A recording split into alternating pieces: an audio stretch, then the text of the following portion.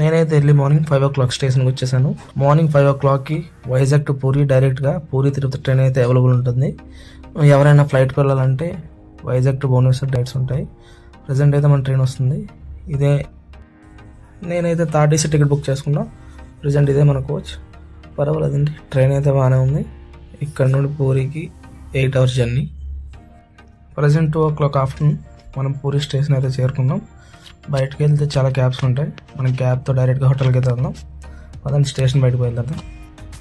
ఇదే అండి కొత్తగా కన్స్ట్రక్షన్ అవుతుంది పూరి స్టేషన్. ఇక్కడ నుంచి అయితే నేను క్యాబ్ తీసుకుని డైరెక్ట్గా హోటల్కి వెళ్ళిపోతా. హోటల్ ఎస్టేట్ ఇదేనండి మనం స్టే చేయబోయే హోటల్. గుడికి జస్ట్ 300 meter డిస్టెన్స్లో ఉంది. రూమ్స్ అయితే చాలా బాగున్నాయి. హోటల్ పక్కన అగర్వాల్ రెస్టారెంట్. ఫుడ్ అయితే చాలా బాగుంటుంది. మధ్యాహ్నం ఫుడ్ తినాలంటే హోటల్ అయితే నేను ప్రిఫర్ చేస్తాను. టెంపుల్ పక్కన ఇలా కుండలతో ప్రసాదం అమ్ముతారు. మీరైతే తప్పక ట్రై చేయండి.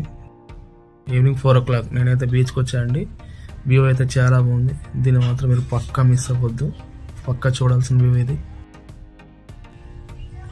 నైట్ 8 o'clock దర్శనం ప్లాన్ చేసుకోండి. క్రౌడ్ తక్కువ ఉంటుంది. నేనైతే దర్శనం కంప్లీట్ చేసుకుని రిటర్న్ అయితే రూమ్కి వెళ్ళిపోతున్నా. హోటల్కి అయితే వచ్చేసానండి. నేనైతే ఎర్లీ మార్నింగ్ హోటల్ చెక్అవుట్ చేసి సూర్యదేవాలయానికి వెళ్ళడానికి స్టార్ట్ అయ్యాను. బయటకు వస్తే మనకు చాలా క్యాబ్స్ ఉంటాయి. సూర్యదేవాలయానికి వెళ్ళే రూట్ అయితే చాలా అందంగా ఉంటుంది.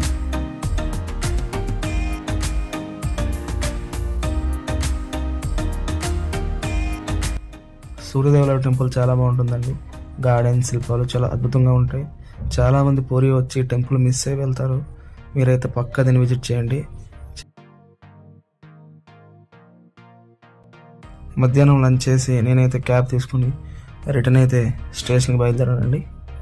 స్టేషన్ వెళ్ళాక మీకు ఈవినింగ్ అయితే ట్రైన్ ఉంటుంది డైరెక్ట్ పూరి టు వైజాగ్.